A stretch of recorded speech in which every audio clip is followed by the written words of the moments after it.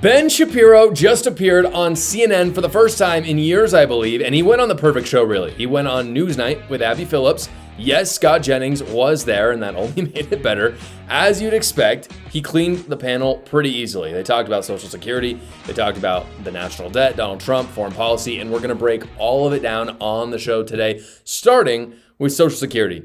On this panel with CNN, you had some of the most prominent left voices. I mean, you had Abby Phillips, who has a fairly decent following. You've got Anna Kasparian from the Young Turks. You have this lady, I'm not sure her name, but she's from the Financial Times. And they started off by talking about Social Security. And it became very clear, very fast, that even the supposedly smartest, brightest minds from the left do not understand what Social Security is and how it works at all. And Ben Shapiro cracks down hard on them because of it. Take a look. Hold on. When you're talking about the government paying, you're talking about Social Security, Yes. which is people's money. Well, it is. That's- It is not the money you paid in. It's the system that they pay into. Well, no, you're you- calling. Paycheck stub. Yes, but believe me, I pay a lot. I know. I pay into Social Security. I don't know about I promise you, but- the amount that people are taking out is not the amount that is going in, which is why we are going bankrupt. Okay, but it's not the government just handing out a blank check. No, it's the government People borrowing money to into pay. the Social Well, Security you pay system. in X dollars, and then you get multiple times X dollars when you retire. That is how the system works. It is not a lockbox. This is what Al Gore was arguing about in 2000. You could see on his face in the video, Ben Shapiro was showing an extraordinary amount of restraint because you're talking about the biggest piece of welfare in the United States, a massive thing that has been talked about for years. People in politics should know how it works. And again, the biggest liberal political commentators don't know how it works. They don't even know what it is. Social Security is not a system like they talk about. You don't pay in and then it just sits in your own little account like an IRA and gains interest over time. That's what it should be, really, but it's not. What actually happens is you pay for the current Social Security recipients, and then because it's not enough money, obviously, because it's going bankrupt, the government borrows more money to cover up the difference so that everybody gets Social Security. Social Security is much more costly than most people realize, and that is true for Anna Kasparian in this video that I'm about to show you, who's on the CNN panel. She thinks that we send more money to Israel than we spend on Social Security. Ben Shapiro and Scott Jennings tag team her on this one. Our national debt shot up significantly after 9/11, after we started invading countries in the Middle East. You should look at a chart of Now our we're at national 30. debt. In 2008, We're spending it went hundreds of billions of dollars on Israel, on Ukraine. I mean, honestly, these foreign conflicts have a lot more to do with our national debt as hell they opposed do to by the us numbers. That paying is just into untrue. the Social You Security think system. Israel is a bigger portion of our budget than Social Security, Medicare, I think we Medicaid? spend way too much money I'm just asking on as a military mathematical aid for numbers foreign thing. countries. You think Absolutely. Israel is more Do than you Social think Security? that Social Security is more of an issue compared to how much money we just shell out for conflicts abroad? As a matter of Look, expenditures and math, yes. Both entitlements. Scott Jennings is absolutely right in here. I have a graph right here of our national debt if you really want to see what has made it increase. Obviously, over time, it's gone up. But what the big factors are in 2008 and then in 2020. You can see it just goes massively up from there. Anna Kasparian is kind of part of this isolationist horseshoe theory. It's a big chunk of the right and the left right now who believe that we're losing all of our money because we're giving it to foreign countries. Now, there's a portion of the money going there, and you can certainly make the argument that any money going to a foreign government is stupid. I'm on board for that in some ways. I'm not saying no money, but I'm saying it's a fair argument you could make. I said countless times that we shouldn't be spending as much money in Ukraine or Israel, which are the two main ones. But by the way, we send money literally everywhere. And so, yeah, I think we could look at cutting down there. Even that, with all of that, that does not mean it even gets close to what Social Security does. We can waste. It's true that we can waste money. It's also true that if we cut that money, it's not going to save our national debt. It's not causing that huge increase. What we see on the graph that I just showed is that the spending explodes when we give bailouts to banks, which is what happened in 2008. That's the huge increase in spending. We also see that spending explodes when Obama takes office because he explodes welfare. He's got Obamacare that goes into place. And then the third big inflection point is that it explodes around COVID when we decided to give free money to people who do not work, which it's crazy. And by the way, Donald Trump and Biden are both complicit in that. So it's not really partisan. The problem with that spending, with all three of them, is that there's no going back. You can't go back on those. You cannot put the genie back in the bottle because Americans cannot live less than what they had before. Once you start giving Americans more, you can't take it back. Even though most Americans agree that the national debt is a problem, if you actually face them with their favorite little program, they're not willing to cut it. That's just the reality. And what's sad is that Americans don't even realize in the first place that if they just cut the spending, they would have a lot more spending power. They wouldn't even need the welfare that they're given in terms of reduced inflation, among other things. So if we really want to get a hold of the national debt, we would privatize Social Security and stop bailing out banks. That's a solution right there. Our defense spending costs less than $1 trillion a year. This is what Scott Jennings was trying to say. Social Security costs more than $3 trillion. So it's not even close. It's not even close. In addition to the economic fallout of the huge spending, Ben made a really good point in this that actually silenced the leftists. To my surprise, I think they agreed with him. I think he was able to convince them. Basically what he says is that government spending really kills personal satisfaction and growth. Take a look. But people have interests that don't necessarily make money, you know? And including their grandchildren, including their parents, including... Well, the need for meaning is very real. Yeah. And by the way, you see that in the polling. In that same Wall Street Journal poll, what you see is that Americans were pretty optimistic still about their economic circumstances and the directionality all the way up until about 2020. And really in 2020, it takes a nosedive. And that's with the government spraying money at people to stay home. Right? The question there was not, do I have enough money? Because the government was literally paying people for a full year to stay home and providing student loan subsidies and providing tax breaks and doing everything that it could to ensure that you had enough money in your pocket, which led, of course, to that giant bubble in inflation. So really, a lot of this feeling, I think, is driven by a feeling of helplessness that is itself being driven by uncertainty. This is a massive point that conservatives have been making for decades, and I've been making it as well, which is people who are given money to live do not feel satisfied in their personal lives. And that's certainly true, but they don't even feel satisfied in their economic lives. Like, you could be given all of your money. You could have a UBI. You could have $10,000 given to you a month. It would never be enough. It would not feel satisfying in the same way as going and earning that $10,000 and take the inflation out of it. Obviously, a UBI of $10,000 a month would be incredibly inflationary, but take that out of it. The data is clear that economically people don't feel good about it. Even though people say they want the welfare, they'll always accept it. They say they want the stimulus checks by the data. When they actually get that welfare, they feel less economically secure and satisfied because they have no control over it. And that's what this Wall Street Journal poll is pointing out, that they're talking about.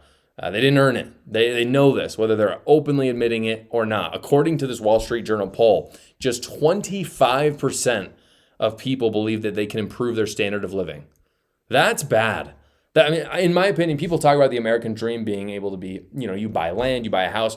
I don't think that's the full picture. I don't think that's super accurate. I think this is the American dream. I can change my standard of living based on my merit. And that's a combination of hard work, but also talent. It's not just hard work, because there are some real hard workers that don't make any money, right? Or maybe make a mediocre amount of money.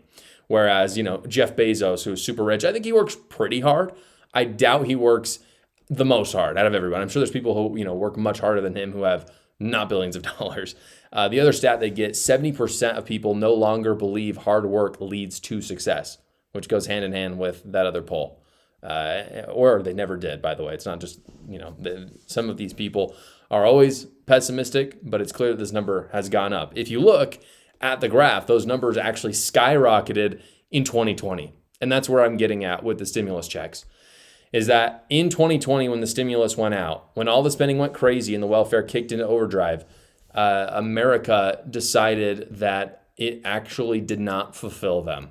They decided that they could not get ahead. So the struggle that we have then in America, and this isn't a right or a left issue, is that you have to properly diagnose the economic sadness it feels in America and not let the liars get to you. Because what we're hearing right now from the political opportunists like Zohran Mamdani or AOC is that capitalism has failed you. That's what we hear.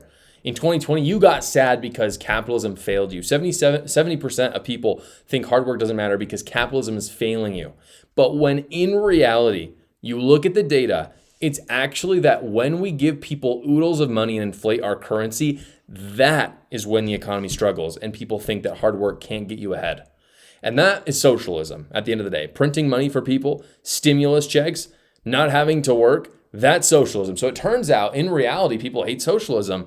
However, opportunists like AOC, Bernie Sanders, all these people have convinced Americans that it's actually capitalism when in reality it is their policies. And they know this, but they're opportunists and they're trying to get in power. Unfortunately, I think most of the country is getting it backwards right now.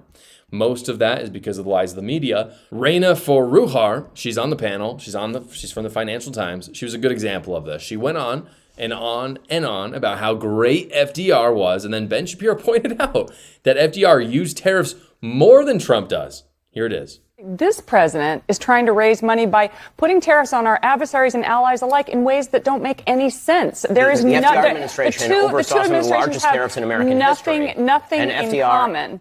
spent most of his administration ripping on what he called the malefactors of great wealth. So trying to provide. We're still living off of a lot of the public works of that administration. I wish we were building highways. Then why are you against what Trump is doing? Because he's doing a much lesser version of what FDR did. No, Trump has, again, the left hand doesn't know what the right hand is doing. Let me give you an example. So he's an incompetent. Shipbuilding. But if you were competent, it would be better. Well, you're just this is rhetoric, but shipbuilding is a great example. So Ben destroys her, shows that she's wrong, and her response is shipbuilding. Let's talk about shipbuilding. These people do not know their basic history. And this is what's crazy. These people are on CNN. This lady's on the Financial Times. She does not understand basic history. And what's funny about this is that Ben Shapiro, myself included, by the way, does not even like the tariffs. So he's not defending the tariffs. He's just pointing out that she does not understand history and that she is contradicting herself. We also don't like FDR. We're being consistent here. We don't like the tariffs. We don't like what Donald Trump's doing with them. We also hate FDR because he was a huge tariff guy. She somehow, in her mind, hates the tariffs, but then loves a president who had more tariffs than Donald Trump. Finally, guys, one of the favorite parts of this panel discussion. Ben went in on them for being hypocrites on how Trump and Biden have handled Ukraine. It's great. Take a look. Everybody knew that this was what Putin was going to do. They said so from the get-go. The only people saying that Trump was a genius and that this was going to be all totally different were folks like you two and Donald Trump, perhaps. Well, to be fair, I'm not sure that even President Trump said things were going to be totally different. He said that he was giving the opportunity for things to be totally different. But let's be real about this. 6 months ago, everybody would have celebrated on the left and in the center and on my part of the right if President Trump had said we're going to maintain arms shipments to Ukraine and we might consider further sanctions on Russia. And actually, we're not going to force Ukraine into a bad settlement. Okay, so Trump hasn't done any of the things that everybody thought he was going to do in January of 2025. And now we're ripping him for what, not being hawkish enough? It's kind of funny how the goalposts move every time Trump moves. Trump is heterodox, but he is responsive to reality. The moving of the goalposts is incredibly frustrating. Biden did nothing during his presidency. In fact, that's when Putin went in on Ukraine and took it. So he did less than nothing. He actually did bad things. Trump has made some progress on the Ukraine issue. He promised that he'd have it done on day one. We all knew that was hyperbole. But he's actually getting Zelensky and Putin to the table, which is good. And yet somehow Democrats think, and they're saying out loud, that he's worse than Biden. And that, I think, shows how void of integrity these people are. I can seriously say that myself, and I think other right-wing commentators and most Republicans, would have celebrated if Biden had brokered a peace deal. Because why? This is America. We're America first. We want the world to do well if it means America is flourishing. And clearly a war between Russia and Ukraine is not good for America. So if Biden had done it, I would have celebrated it. I would have given credit where credit's due. Democrats do not do the same when Trump does it. Mark my words, guys. When Trump ends the war, he's going to end the war during his presidency. They're going to find a way to somehow say that he's a Putin stooge and that he's evil. That will happen. They will literally side with cancer if Trump cures it. That is how it works right now. That's their whole party platform. They have nothing else. The policies are not independent policies. These are not things that Democrats actually believe. It's just a reaction to what Trump's policy is. So, what's their policy on trade? It's just whatever the opposite of Trump's is. What's their policy on women's rights in sports? Whatever the opposite of Trump's is. What's their policy on crime? It goes on and on and on. Before we get to some breaking news, the progressive left is a cult, guys. I talk all about it in my book, A New Cult. I know you've heard about it because I talk a lot about it, but you haven't bought it yet, so go check it out right now. I talk about some crazy, crazy stories. I know you'll enjoy reading it. I had a great time writing it. The link is in the description below. We've got some terrifying breaking news from Wired right now. A dark money group is secretly funding high-profile Democratic influencers. That is the headline. It gets very intense. It's from Wired. We're going to break it all down. The story starts like this. They say, quote, in a private group chat in June, dozens of Democratic political influencers discussed whether to take advantage of an enticing opportunity. They were being offered $8,000 per month. That's a lot of money to take part in a secretive program aimed at bolstering Democratic messaging on the internet. But the contract sent to them from Chorus, the nonprofit arm of a liberal influencer marketing platform, came with some strings. Among other issues, it mandated extensive secrecy about disclosing their payments and had restrictions on what sort of political content the creators could produce. So essentially, Chorus, which is basically just a nonprofit that Clinton and the Soroses and everyone can donate to keep their money secret, is paying $8,000 a month to influencers to perform propaganda. And here's the thing. The two main things, right, is that it controls what they can actually post, and they can't talk about it at all. And thank goodness we actually have this story from Wired. Even though it's very scary, I don't think we should be surprised. We obviously know this goes down. Here's a video of Hillary Clinton from just this week saying Democrats are losing control because platforms are becoming more free speech. Take a look. The platforms, whether it's Facebook or Twitter X or Instagram or TikTok, whatever they are, if they don't moderate and monitor the content, we lose total control. And it's not just the social and psychological effects, it's real harm. They lose control when speech is free. So all they can do is try to hijack the apps or pay influencers. That's all they can do at this point. If you want a list of all the people being paid by Chorus, Wired did provide a few. A lot of these names didn't mean anything to me. One did, though. I'll name a few. You've got Eliza Orlins. Apparently she was on Survivor. Pari, Olivia Giuliani, Suzanne Lambert, and then the name I recognize the most, which is David Pakman. David Pakman is a really big YouTuber, has a lot of pull. He's close with the Biden family, and among others, I think he visited the White House a lot during the Biden administration. So that's scary. The question is, what are they being paid to do, right? This is according to Wire. They say, quote, creators in the program are not allowed to use any funds or resources that they receive as part of the program to make content that supports or opposes any political candidate or campaign without express authorization from Chorus in advance and in writing per the contract. Whew. That's a bombshell. I mean, it's a bombshell. They cannot talk positively about anyone except the handpicked candidate of Chorus, which is essentially the handpicked candidate of the Democrat Party. That's terrifying. So they're being paid off. It's a loyalty test. That's what it is. And they're doing this presumably because Kamala Harris was so unpopular among alternative media influencers in 2024. They want to fix this for 2028 because, hats off to some of these alternative leftists. A lot of them were not pumped with Kamala Harris. And so they didn't speak positively about her. And what Chorus is trying to do is essentially pay them off and say, look, we know you didn't like Kamala Harris. Say we run Kamala Harris again or AOC and you don't like her. We're going to pay you $8,000 a month to pretend you do. That's what's happening right now. This is deeply correct.